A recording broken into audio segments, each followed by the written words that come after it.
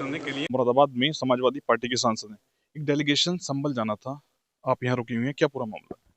रुके हुए नहीं है, हमें रोका गया है। हम जाना चाहते हैं और अपने साथियों का भी इंतजार कर रहे हैं जिन्होंने यहाँ आना है, और उस डेलीगेशन के सदस्य हैं वो भी, और बस जाएंगे संभल।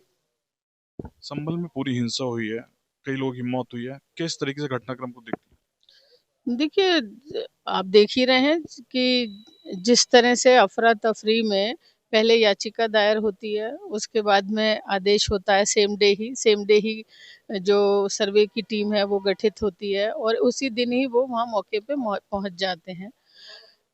तो ये नियत और मंशा साफ जाहिर हो रही है कि इतनी आनन फानन में किया गया है, या तो चुनाव पे चर्चा ना हो जो उपचुनाव हुए थे, ये ये वजह है। दूसरी बात ये कहनी है मुझे कि जब एक बार सर्वे हो गया तो 2-3 रोज के बाद ही दोबारा फिर सर्वे टीम क्यों गई? क्यों वहाँ के जनप्रतिनिधियों को, वहाँ के नुमाइंदों को बिठाकर उनसे बात क्यों नहीं की गई?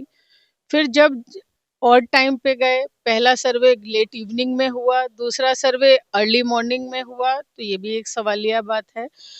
एक बात ये कहना है कि जब पुलिस के साथ में नारे लगाते हुए लोग गए हैं उत्तेजित करने, प्रोवोक करने के लिए, तो वो क्या वजह थी? तो जो मुस्तैदी आज पुलिस, हम प्रतिनिधि मंडल जो जाने वाला था डेलीगेशन समाजवादी पार्टी का, उसको रोकने के लिए जो ताकत और मुस्तैदी दिखा रहे हैं, अगर ये मुस्तैदी इन्होंने संभल में दिखाई होती तो ये घटना को अंजाम नहीं दिया, घटना नहीं होती, 5 नौजवानों की मौत नहीं होती, उनकी पत्नी या उनके बच्चे वीरान नहीं होते।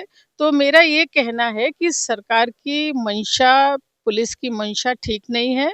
ये इस तरह का कोई फसाद कराना चाहते हैं आगे आने वाले चुनाव के मद्देनजर कि अफरा तफरी हो, वोटों को पोलराइज कर सकें। तो हमारा ये कहना है कि भाई हम उन पीड़ितों का हाल जानने चाहते हैं जो, जिनके घर का पति जिसका खत्म हुआ है, जिसका बच्चे का फादर खत्म हुआ है, तो हम जाके उन लोगों की क्या हुआ, उनके साथ क्या बीती, कितने लोग घायल हैं, क्या उनकी इस वक्त मानसिक स्थिति है, किस परेशानी से वो गुजर रहे हैं, लेकिन हम लोगों को जाने नहीं दिया जा रहा है। हमारे और साथी भी आने वाले हैं और हम जाने की पूरी कोशिश करेंगे, और पार्टी का जैसा निर्देश होगा, ऊपर भी हमारी बात चल रही है, जैसा भी होगा आप लोगों को बताएंगे। घर के बाहर भारी पुलिस बल और प्रशासनिक अधिकारी तैनात हैं, क्या कुछ बताया गया?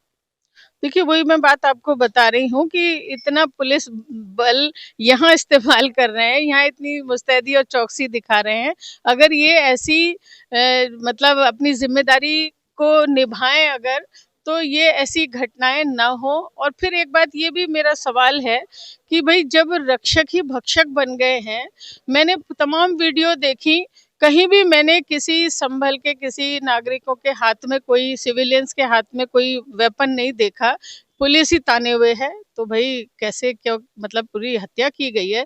और एक बात मैंने और भी एक दिन कही थी मीडिया में कि अगर मतलब माहौल को या मॉब को, भीड़ को रोकने के लिए अगर गोली चलाई जाती है तो वो पैरों में मारी जाती है, ना कि किसी के माथे या सीने पर। तो ये भी एक बहुत बड़ा सवाल है कि भाई इस तरह से क्या जानी लेने का इरादा था? मतलब इस हालात को काबू करने का इरादा नहीं था, हत्या करने का इरादा था, और हत्या की है।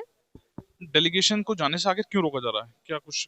सच्चाई न पता लगे, झूठे मुकदमे लिख दिए गए, यहाँ तक कि हमारे एमपी पर भी मुकदमा लिख दिया गया, और कोरे कागजों पे जबरन साइन कराए जा रहे हैं। ऐसी वीडियो आप लोग भी देख रहे होंगे, मैं भी देख रही हूँ।